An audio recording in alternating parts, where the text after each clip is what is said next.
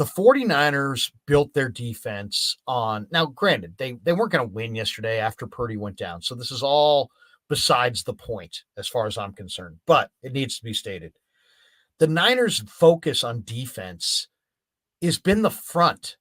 Everything they do, all their cap, all their picks, it's the front, the front, the front, the front. Pass rush.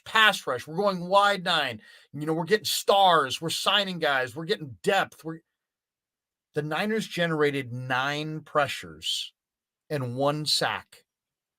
Nick Bosa had 3 of the pressures. Armstead had 2. Armstead had the 1 sack. Everybody else was pretty bad. Javon Kinlaw got abused. Javon Kinlaw I played one of the worst games I think I've seen him play. I mean, he just got kicked around, moved out of the hole. He's not DeForest Buckner. When you don't rush the passer and you get moved the way he got moved in the run game, there's a word for that. It's called backup, right? You're not a starter. You're a backup. And he's a backup that provides no pass rush. So you can bust. I mean, clearly he's a bust from a first-round draft choice. But the way he got moved yesterday, I haven't seen defensive tackles his size get moved like that ever. I mean, he had no anchor. He was just going flying left and right. I don't know what to say, but the one thing, this kind of reminds me of the Cowboys in 92, 93, the Niners against the Cowboys in 92, 93, where they just weren't good enough on the D-line. And then finally in 94, they said, you know what? Our guys inside are kind of, there ain't no more Fagan. There ain't no more Michael Carter. There ain't no more Pierce Holt. And the guys that we got are supposed to be good. They're high draft picks, but they ain't all that good. So we need somebody else. And they went and drafted Bryant Young and put him next to Stubblefield. And that was the teeth of their 94 defensive front. The 49ers don't have a lot of wholesale changes they need to make, but one of them is they need to go find a guy next to Armstead in the interior that's a whole lot better and a whole lot more stout and a whole lot faster than Javon Kinlaw. So Kinlaw was he was the biggest loser from yesterday's game as far as winners and losers. The film from that game is atrocious. If I was Javon Kinlaw, I would hire people to break into the building and steal those films and bury them somewhere, because he got moved all day. Any way they wanted to move him, they moved him. There was one play where Armstead stands up a double team. They're both getting combo blocked. Armstead stands his up, and Kinlaw gets thrown like 5 yards out of the play. He's strong, but he's not functionally strong. He may test well as an athlete, but he's not functionally fast. So it doesn't matter if you can lift the whole gym. It doesn't matter if you look menacing coming off the bus. What matters is how you play. And his play strength is nowhere close to his actual strength. So that's the biggest hole in their defense. They have to sit Kinlaw, do something with Kinlaw. I don't know what, but they need to find themselves a tandem partner inside who can play on first and second down next to Armstead.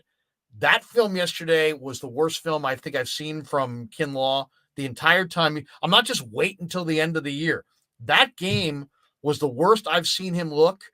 I don't know. He was on roller skates. He was just getting moved at will. Now, Givens gets moved from time to time. Kentavious is enormously strong. When he was here, he would still get moved in the run game. It's not about his strength. It's about his functional strength.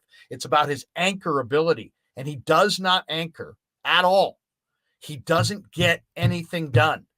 The fact that they've had to Kinlaw has been so deficient that it's prevented Drake Jackson from getting on the field, because they've got to carry an extra tackle because they don't know what Javon is going to give them. So they're going with an extra tackle, and they're taking Drake and they're putting him in civvies. Drake needed to be out there. He needs to be out, but they need to get another defensive tackle, a starting tackle. They missed DJ Jones in the biggest of ways. But to me, I thought Kinlaw was abysmal. I haven't seen him look that bad since he's put on a Niner uniform. I haven't had a chance to go through the defensive film yet, Larry. I'll do that later tonight. I have seen the clips that you've mentioned, and it was a little eye-opening because I understand the people's frustration with the lack of pass rush and the fact that the Niners traded Buckner and used that pick to take Kinlaw, and immediately from day one he had shoes to fill that realistically were going to be difficult for anybody to fill. But, you can correct me if I'm wrong.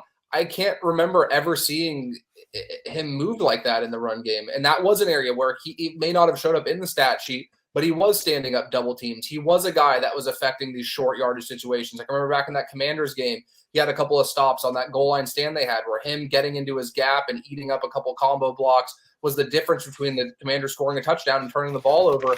So it was very eye-opening to me to see it, because I think we're at a point where, the expectations have to be tempered, and, you're probably not going to see the results that you expected from day one when the Niners took him with a 13th overall pick. And you're like, okay, well, look at this guy. He's 6'5", 330, moves like this, and he's going to slot in. We're going to have him play 3-tech, replace Buckner, and do all these things that, we kind of envisioned from day one.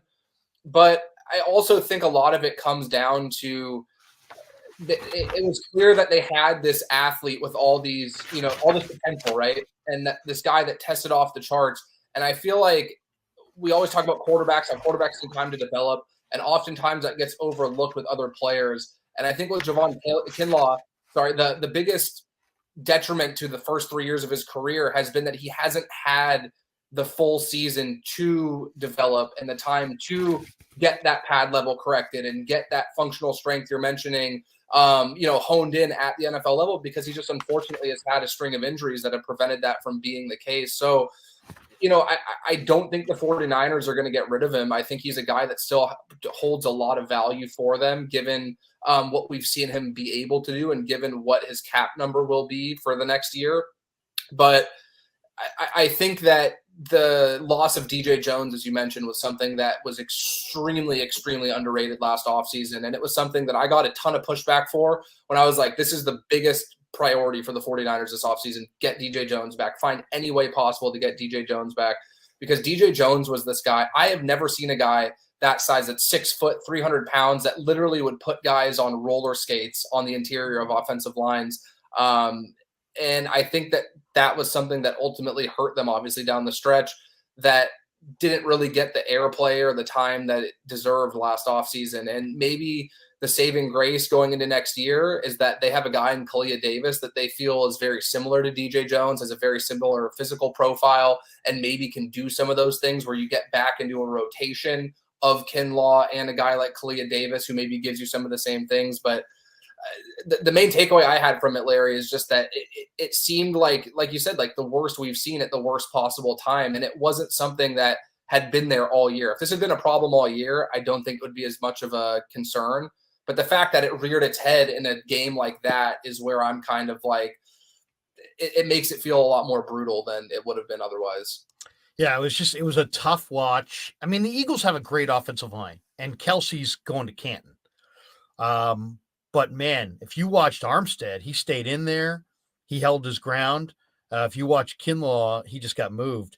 The Niner defense, by the way, held the Eagles to 1.9 yards per carry after contact. So that's pretty good. The Niners runners averaged 3.3 yards per carry after contact. So they did a good job after initial contact. But what I'm talking about is the kind of the reset of the line of scrimmage. And there were several plays where, Kinlaw was just uprooted out of the hole.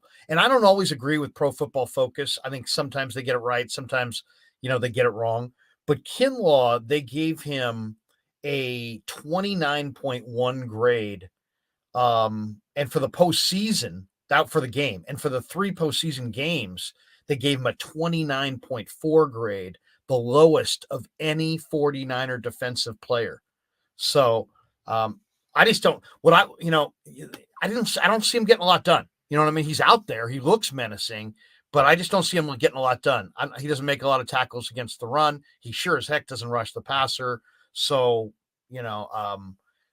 he's enormously strong, but if you're going to be uprooted the way he was uprooted in this game, it's like, I gotta look for somebody else. I absolutely got to look for somebody else.